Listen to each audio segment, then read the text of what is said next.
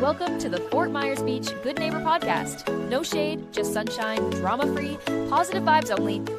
Each episode we bring you closer to the neighbors, local legends, and businesses that support the local community and make Fort Myers Beach the slice of paradise we all love. We want to send out some island love to State Insurance USA, Snug Harbor, Nervous Nellies, and the Alex King Group. They're the good neighbors and businesses that allow us to share the soul of our community with every listener. Pull up a beach chair, grab a drink, and let's meet the people who make this island feel like home. Here's your host, Cabo Jim Schaller. Welcome, Fort Myers Beach good neighbors. Today we have the honor of having the Director of Lee County Transit, Dominic Gemelli, with us. Welcome. Thanks, Jim. Glad to be here this morning. Yeah, no, pleasure to share your story a little bit with our listeners and help them understand transportation here in Southwest Florida a little bit more, right? Absolutely. Yeah, so let's start off. For our listeners not familiar with LeeTran, what do you guys do here in Southwest Florida? So we provide a few different services. I mean, one of our largest services are our fixed route bus service or our city bus service, where we run during season 25 routes. Out of season, we run 22 different routes. And that we run from all the way into Collier County, all the way up into North Fort Myers, as far east as Lehigh Acres, and as far west, obviously, as Fort Myers Beach, Cape Coral. We also have our complimentary paratransit service that must parallel our fixed route service and our ADA services. We have our transportation disadvantage services, and those are all done by our passport division. And our third service, I should say, is our mobility on demand. So we have two mobility on demand areas. One is in Bonita Springs, which actually goes all the way up to Lover's Key and down into Bonita Springs. And the other service is actually located in Lehigh Acres. So those are our three main services that or areas and types of services that we provide. Very nice, very nice. So what does good public transportation mean for a community like ours beyond just getting somebody from point A to point B? Well, I mean, reliability of getting from point A to point B when you want to be from point A to point B is probably one of the largest things.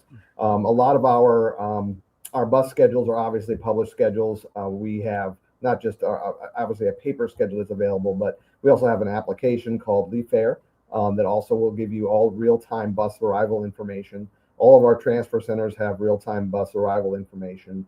But one of the big things that we do have is our paratransit service, which largely serves medical needs for a large part of our community. And those are usually ones that are very timely, needing to get to doctor appointments on time kind of service. So I think making sure that our reliability is there and that we are delivering on, the promise of getting you where you need to be when you need to be there is as important as just getting you there. Absolutely. So what makes transportation needs a little bit different here in Southwest Florida than other places in the country? Well, I think that we have a little bit older population here in Southwest Florida than in some other parts of the country per se. A lot of retirees come here, and our services, especially our paratransit type services, are pretty widely used. We are a very urban sprawled community. Obviously, going from Lehigh Acres to Cape Coral, North Fort Myers to Bonita Springs, we're very sprawled out, a very large 800 square mile county. So we do cover the entire county with our services when it comes to our paratransit style of services, whether it be those ADAs that follow our fixed routes or it be the transportation disadvantage type of trips that we do. And what are some of the biggest misconceptions people have about, local transportation here in Southwest Florida? Well, one thing that I think that's very, very big here is a lot of people don't use us for commuter type of travel as they do in larger cities, right? So I think a lot of our passengers, and we'll do probably 1.8 million passengers this year on our fixed route. A lot of those folks are folks that don't have an alternative means of transportation. So in other words, like in big cities where people will leave their cars at home, here in Southwest Florida, people like to use their cars. So a lot of our passengers are passengers that probably do not have an alternate source like a vehicle of their own. So they utilize us for their transportation needs, whether it be fixed route services or paratransit or mobility on demand services. And growth has been a big issue down here as well, too. But, what is one of the biggest challenges for you as the area grows, as we expand, the area gets bigger, more people come in? Congestion management is one of the things that transit plays a large part in. One of our other things here is to get as many other vehicles off the road, utilizing our fixed route services that hold, 30 to 40 folks on a vehicle rather than everybody out there in their own individual vehicle. So traffic mitigation is probably one of the largest things that we can help Southwest Florida with by people utilizing our services. And are you seeing new trends in transportation right now? Things changing? I think that our mobility on demand is probably one of the biggest things that have changed, and a lot of counties here in Florida have moved to that type of a service. And it's really a shared ride, Uber-esque type of service where we run an app. It's called our Ultra app. And you can utilize it, like I said, in Lehigh Acres. There's a service zone, which is a large part of Lehigh Acres, and almost all of the city limits of Bonita Springs are also in that separate zone. And it works just like Uber or Lyft. The app works exactly the same way. You request the ride, it's on demand, or you can pre-plan up to 2 weeks in advance on those type of rides. And I think that that's the new trend that's becoming more and more popular. Yeah, and speaking about that trend, things have changed. You've gone from, I want to say, you're not cashless yet, but people use the mobile app to pay now when they get on, right? Absolutely. So we have the Leafair app for purchasing a fare on our fixed route buses. We have our Passport app, which is our Passport customers, in which also they can pay for their fare in their app as well. So we're a little bit more, the ability to be cashless is there, but we'll always have those unbanked customers that are going to require the use of cash. So we do take cash on all of our modes of transportation as well. But it is very simplified to make all your purchases in the app and just use your QR code on the fixed route bus, or just your reservation itself through Passport or MOD is just prepaid if you want to set up your app that way. And I know, unique to Fort Myers Beach, you do have some unique services down here in the sense that you do have the trolley going on, but during season you have that tram going as well too, right? Correct. We started the trams, gosh, back in we used to start them actually after the holidays, and back in 2018 is when the tram actually started. And it runs from Bowditch basically to the library. That's kind of the span, and then it goes up Crescent up to First, and then back down Old San Carlos Boulevard. It's pretty much carried that same path pretty much since 2018 for the most part. We've grown from utilizing 2 trams to 3 trams now. And it's really, we use the bus stops that are created along that path, but really it's a flag down type service. You can flag us down, we'll stop, you jump on, drop on and off wherever you want to throughout that route. And then you also have the park and ride, right? Right. So the 2 trolleys that we use one that's called the Park and Ride, or what we call our Route 490. That's the trolley that comes from the Park and Ride. Basically, it comes from the Park and Ride there at Summerlin Square, and it comes down and drops folks right there at Crescent Beach, and goes right back up Crescent and back off the beach and back to the tram. It's about every 30 minutes, 20 to 30 minute service there to get from the Park and Ride to the beach. And then the Route 410, it runs from Bowditch all the way to Lover's Key. That's about probably a 70 to 80 minute ride round trip. Interesting. And as parking becomes more and more limited, I mean, they're redoing some of the parking places down in Fort Myers Beach right now.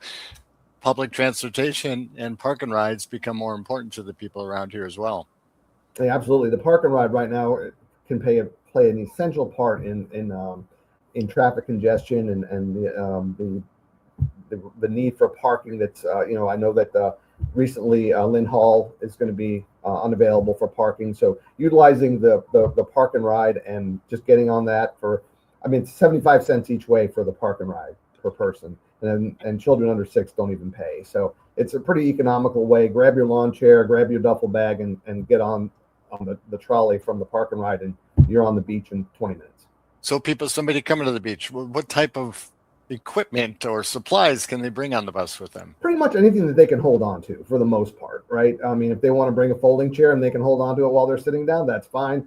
Their duffel bag full of, whether it be playing the sand toys for the kids or whatever it might be, a beach umbrella, as long as it's closed and folded and you can hold on to it on the bus. We really don't have any problem with anyone bringing things on the bus that they can hold on to bring to the beach. And you're heading to the beach. You don't want any stress, so jump on the bus and absolutely avoid sitting in traffic and just let the bus driver get you there. There you go. So looking ahead, what does a stronger transit future look like for LeeTran? Well, as we look at what's going on with obviously a lot of redevelopment that's going on in Fort Myers Beach, and even in the Fort Myers Beach area, we see that the outlets that were over there at Sanibel, which is part of what the trolley that actually services the park and ride goes there. That's going to be see if I can recall the name of that. Calusa Grand or no? What is Right. Jim? What is that going to be called? That new multi-use. Yeah, I know what you're talking about, right where the outlet malls were. Yeah. Yeah, Yep. so that's going to be redeveloped. Right now, I mean that used to be we go around Jim Morris there and make that Yep. whole circle and go back to the beach. So recently, obviously, there hasn't been much going on there. So that's a piece of redevelopment that we'll be looking at, and to see how we can better serve that area and get folks from that area there to the beach. So we're looking at different opportunities as the beach continues to come back from Hurricane Ian and the redevelopment continues there on the beach. We're constantly looking at better ways to improve our services there as the hotel room availability comes back, as homes are being rebuilt. We started, like I said, with the tram back in 2018, and it was kind of it was like a February to the end of April type of service. Yep. And recent years, we've decided let's go ahead and move that let's come on right around Thanksgiving and run it all the way through the holidays. So we've been doing that. And the year before Ian, we had 375,000 passengers on the tram Wow. in that period of time. And now, we've slowly come back since Ian, and actually we're showing about a 40% increase in ridership on the tram this year from last year. So as things continue to come back, we're going to see that increase in ridership and potentially, how we may adjust that tram as that ridership continues to increase. That's great. As more people come back to the beach, more people living on the beach, that becomes more and more important. Moving people around, big part of what we do down here in Southwest Florida. Absolutely. So somebody's using local transportation for the first time. What is one thing you'd want them to know? I'm sorry, for using local transportation for the first time? Or Yep. just to let them know that it's probably one of the safer ways to travel in Southwest Florida. I mean, traveling on a bus is 10 times safer than driving in a car when it comes to that. So there shouldn't be any stigma of a safety issue. We take a lot of pride in the training of our operators on how they handle our customers, how they handle any situations and de-escalations of situations that may arise. So feel safe when you're on our buses, and don't feel like there's any type of a reason why you shouldn't ride public transportation, because we're here to make things better for everyone involved on the road, including those that don't have to rely on driving themselves someplace. You can relax. You can be reading a book while you're on the bus on your commute to work or whatever it might be. There's so many things that could be less stressful on a bus than trying to drive yourself someplace. Yes, and we all know traffic down here can be a little bit stressful, for sure. So, unique question, but is there one rider story that kind of sticks out with you? Gosh, let me think. A rider story that sticks out with me. We've had a few different things. I mean, we had let's see. Let me think of one. There's been so many, and usually, honestly, a lot of the rider stories end up more on the paratransit side because it's more of a personal service. Our paratransit service is a door-to-door service for our folks. So there's a lot of times where we'll have our customer or our passenger that has a really great experience, and they'll let us know, our driver so and so just went out of his way to make sure that I had a great conversation with him. He helped me with my bags. He made sure I got to my front door. There's just a lot of opportunities for our drivers to really go above and beyond from what just regular fixed route bus driving is, which is really, the bus drivers don't really get out of their seat very often in the fixed route buses, whereas our paratransit is a much more personalized service, and it's more of a door-to-door type service. And I think that we get a lot of appreciation from our customers for that type of service. Our bus fare is only $1.50 on the fixed route, and our door-to-door paratransit service is $3. So it's very economical. There's no other way to really get around town, especially when, unfortunately, the inflated price of fuel right now. It's really difficult to get around town for $3 in any one direction. So if you were to go from our buses, which of course at $1.50 you're allowed to transfer for up to 2 hours on that $1.50 between buses as long as you're traveling in that same direction and not going backwards. Yep.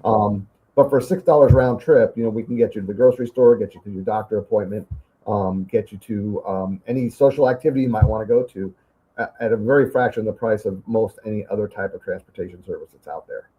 Much easier to get around for sure. Definitely. Where can listeners go to learn a little bit more about the routes, the schedules, the fares? RideLeeTran.com is our website where all of our information and all of our schedules are kept, and a little bit of information about how our paratransit service works, how our mobility on demand services work. That's probably the best place to go online to get that information. We're also on Facebook under LeeTran. And you can call 533-TRAN here. Our customer service folks are always available to answer questions. Very good. Any last words for our listeners today? Just that we are very happy to be here in Lee County and to be on Fort Myers Beach and provide the services that we do there. May have just recently found that we part of the 865 construction project created the new bus stops that are in front of Crescent Beach and in front of Margaritaville. Last week we were able to get the shelters installed there, so that was a nice improvement to put there right in front of Crescent Beach and in front of Margaritaville for the trolley drop off for the both the 410 that goes between Lovers Key and Bowditch, as well as the bus that brings you to and from the Park and Ride. Very good. Yes, I saw those personally. Great job. They look beautiful, beautiful addition. A little side note, we'd like to have a little bit more of those, but I know we definitely worked on. We did improve the number of benches at bus stops out there on the beach this year. So we do have a lot more benches out there. A lot of our recovery is still going on from Hurricane Ian. Matter of fact, the Park and Ride, which to most riders don't realize it, but our infrastructure that was there, that was our more of our IT type stuff, like our real-time display boards and such, our furniture and stuff like that. All that's actually going to be starting here probably in the next 30 days or so to go through its repair process. And by the end of the year, that should be back to 100% of what it was pre-Hurricane Ian. So that's going to be a great improvement for us. We've been waiting quite some time to finally get all of that together, get the contractor on board and get that work started. So that's actually, we met with them already in the last couple of weeks. So we should start seeing activity out there in the next 30 days. Absolutely. Well, that's great news. We've all learned to be patient down here as things come back and things get back to normal, per se. It's hard to believe sometimes that it's been almost 4 years now. Yeah, absolutely. Absolutely. Well, Dominic, it's been a pleasure getting to know you. Thank you for what you and LeeTran do for our communities down here in Southwest Florida. And we'll see you on the bus down at the beach soon. Absolutely. Thank you, Jim. We're happy to provide the services that we do.